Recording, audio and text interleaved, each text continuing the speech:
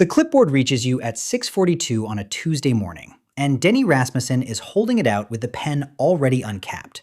"Sign it," he says. Everybody's signing.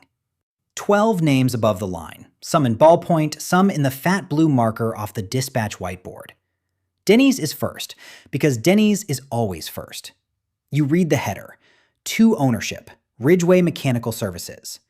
Then you look up at 40-some men and women in navy work shirts, drinking coffee out of the same chipped mugs they have used for a decade. And you take the pen, and you sign your name on line 13. It is a letter of grievance addressed to you. You have just signed it. Denny takes the clipboard back without checking the signature, because there is no reason to check the signature, and moves down the line toward the parts window. Somebody's radio is playing the AG report. Through the open bay door, the sky over Kansas City is the color of a nickel. You put both hands around your coffee, and you stand there and you let the morning happen. You photograph the letter that afternoon while Denny is out in the yard, and you read all 9 items that night at your kitchen table. Item 1, the overtime cut. Item 2, GPS units installed in every service truck without a vote or a conversation. Item 3, the closing of the Topeka branch. Item 4, the elimination of the annual company picnic. Item 5, the end of the 2-man truck default, which means a man is alone on a roof in July with a recovery machine and nobody to hand him anything. Item 6, the on-call rotation. Item 7, a parts room reorganized by an outside consultant who has never in his life held a wrench. Item 8, nobody in this building knows who owns this company. Item 9, ownership has never once set foot in the building. You have set foot in the building at 6:15 every weekday morning for 41 months. You are the service coordinator, second desk in dispatch, the one facing the wall. You bought Ridgeway Mechanical Services 3 years and 5 months ago, and you have never told a single person here. Every item on that list is yours. Every one. And not one of them is wrong. Here is what you bought. 84 employees, $11.9 million in annual revenue. That is $141,000 of revenue per employee at a commercial mechanical contractor in a market where the healthy number starts around 200,000 and the good shops clear 240. Ridgeway was not a company. Ridgeway was a payroll with a truck fleet attached, and the man who built it, Walt Ridgeway, 73, had spent the last 8 years of his ownership adding people the way you add blankets when you can't find the draft. You found the draft in the second week. It was in the timesheets. 40 hours on payroll, 21.8 hours billed, 54.5% utilization across 42 field technicians, which means that for every dollar Ridgeway spent on labor, 45 cents of it walked out the bay door and never came back. Not laziness. Nobody was stealing. The dispatch board was built in 2011 and had never been redrawn, so a tech in Lee Summit was getting sent to Liberty at 1 p.m. because the ticket came in first. Windshield and idle time averaged 2.9 hours per truck per day. 3 hours of a man's life every day, paid at journeyman rate, moving between places instead of being in one. The second thing was the mix. Walt loved hard bid new construction because hard bid new construction produced numbers he could say out loud at the chamber lunch. 11% gross. He tolerated service agreements, which are boring, recurring, and run 34% gross.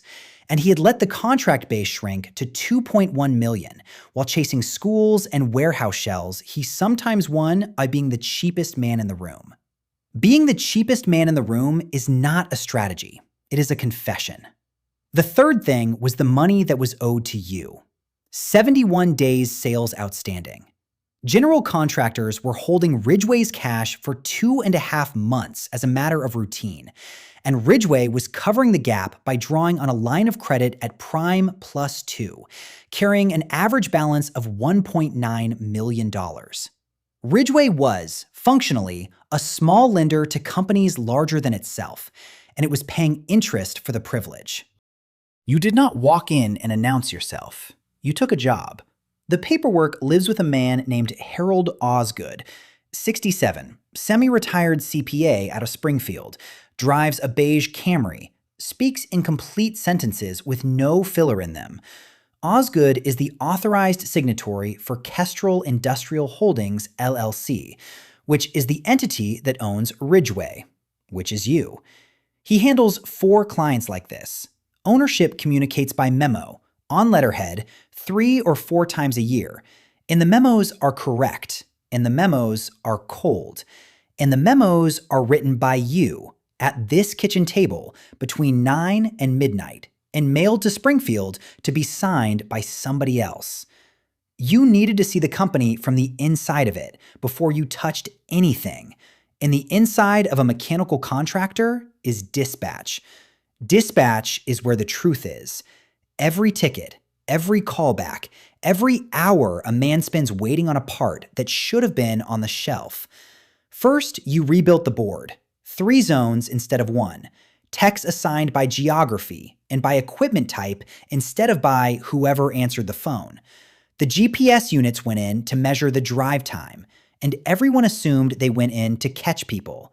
And everyone was partly right, because that is what measurement is. Windshield and idle came down from 2.9 hours a day to 1.6. Utilization moved from 54.5% to 68.5%. 5.6 additional billable hours per technician per week across 42 technicians, 48 weeks at $148 an hour. $1.67 million of revenue that had always existed and had never been sold. Then you turned the company around toward the boring money. Every maintenance agreement in the portfolio got repriced and rewritten, quarterly instead of annual, with acquittance schedules attached so a customer could see what they were buying. You walked away from 4 new construction bids in a single quarter, which Walt would have considered an act of cowardice. The contract base went from $2.1 million to $6.9 million, recurring, 34% gross, and it arrives whether or not anybody wins anything. Then the receivables. Osgood signed a memo instituting lien notices on day 46. No exceptions, no relationship carve-outs. Applied to the largest general contractor in the portfolio first, so that everyone else would understand it was real. Days sales outstanding went from 71 to 43. 28 days of a $16 million company is $1.24 million of cash that stopped living in somebody else's account. The line of credit balance dropped from $1.9 million to $310,000, $151,000 a year in interest that simply stopped being spent. Then you did the wages, and this is the part that put your name on line 13. Field average went from $28.40 an hour to $34.15, 20.2%. You added a $1,200 annual tool and boot allowance, 46 people, $55,200, and you paid for it partly by killing the company picnic, which cost $14,000 and which people loved. And you cut the overtime, because 7.5 hours of weekly overtime across a 42-man field crew is not generosity. It is a scheduling failure being paid for at time and a half. Before, a Ridgeway tech worked 47.5 hours and took home $1,455.50. After, he works 41.5 and takes home $1,442.84. $12.66 less every week. $658 a year. His true rate went from $30.64 an hour to $34.77, a 13.5% raise. He got 312 hours of his life back per year. And his check got smaller. And he saw the check, because the check is the only part of this that a man can hold. Item 1 on Denny Rasmussen's letter reads, "They gave us a raise and took our money." That is not a misunderstanding. That is an accurate description of a transaction, written by a man who has been a refrigeration tech for 19 years and can read a pay stub faster than you can. Ray Petrosky is the other thing. Topeka was 12 people running at a loss for 6 straight quarters and no path to anything else. 9 transferred to Kansas City. 3 did not. Ray had been at Ridgeway 11 years and had a daughter in her junior year at Washburn and did not want to make the drive. And Ray's name is on the letter, even though Ray has not worked here in 14 months. Denny put it there. Denny keeps a list. Turnover ran 38% when you bought it. Almost 32 people a year walking out of an 84-person shop. It runs 14 now, around 11. At roughly $22,000 of true replacement cost per journeyman, recruiting, ramp, and the callbacks a green tech generates in his first 6 months, that difference is $468,000 a year that nobody sees. Because money you stop losing does not show up anywhere a person can look at it. 30-day callbacks went from 19% to 8%.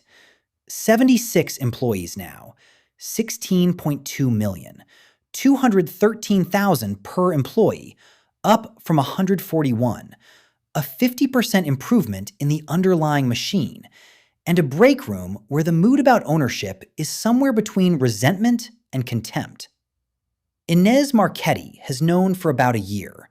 She is 54. She runs the dispatch board. She sits 8 feet from you, and she has watched 4 separate times a policy change arrive from Springfield within 3 weeks of you pulling a report nobody asked you to pull.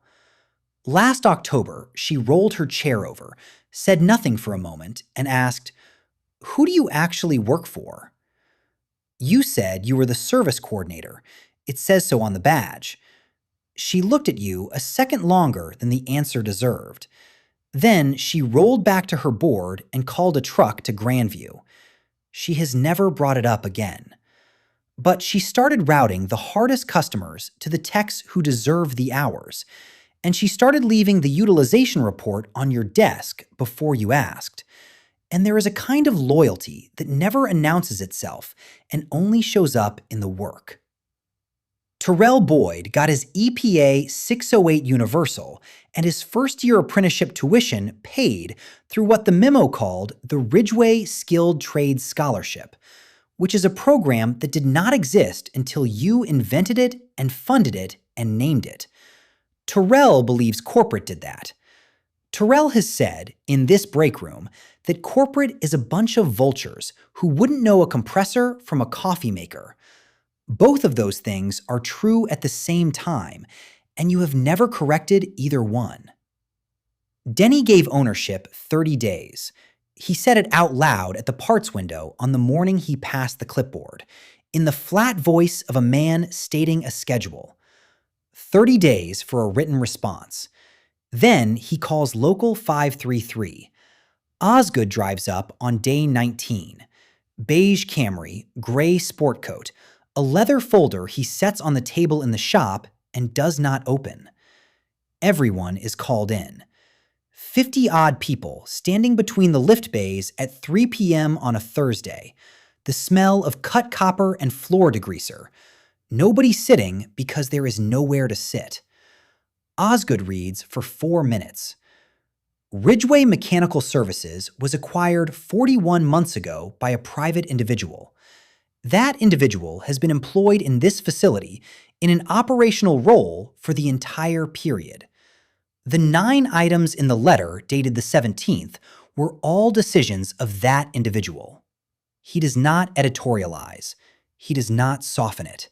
He says the name. There is no gasp. That is not what happens in a shop. What happens is a slow turn of about 30 heads, and Denny Rasmussen looking at you with an expression that is not surprise. Because Denny has never once been surprised by management. It is recalculation. He is going back through 19 years and rebuilding the last 3 of them with a new load-bearing wall. Inez does not turn around. Inez is watching Denny.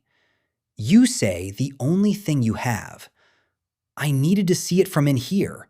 There was no other way to see it. Denny lets that sit. Then he says, You signed the letter. I meant it, you say. He nods slowly, once, the way a man nods when he has decided something and is not going to discuss it further. Local's still coming, he says. Wednesday. I know, you say. Good, he says. The meeting ends the way meetings in shops end, which is that people go back to work. The lift comes down, somebody starts an impact wrench. Terrell Boyd stands there another 5 seconds, looking at you, and you can see the scholarship and the vultures trying to occupy the same space in his head, and you don't help him. You are the last one out that night. You walk the bays, 41 trucks, all of them in, all of them assigned to a zone that makes sense now. The parts room is organized by frequency of use, because a consultant who has never held a wrench looked at 18 months of pick data and was right. Ray Petrosky's locker is somebody else's. The company is worth more than it was. The people in it are paid more per hour, and work fewer of them, and leave less often. And the ones who stayed will make $3,500 a year more than the old number as soon as the second-year step lands in March. And none of them believe that yet, and there is no reason they should. The letter is still on your kitchen table. 9 items, 13 signatures. You read yours again before you go to bed. Same handwriting as the memos. Same hand that cut the overtime and closed Topeka, and put the GPS in the trucks and paid for Terrell's cert. At 6:42 the next Tuesday, you were in the break room with your coffee, facing the bay door, and Denny Rasmussen comes in and pours his own and stands next to you, and neither of you says anything for a while. Then he says, Roof unit at 63rd and Troost is down again. 3rd time. I'll pull the history, you say. Yeah, he says. Do that.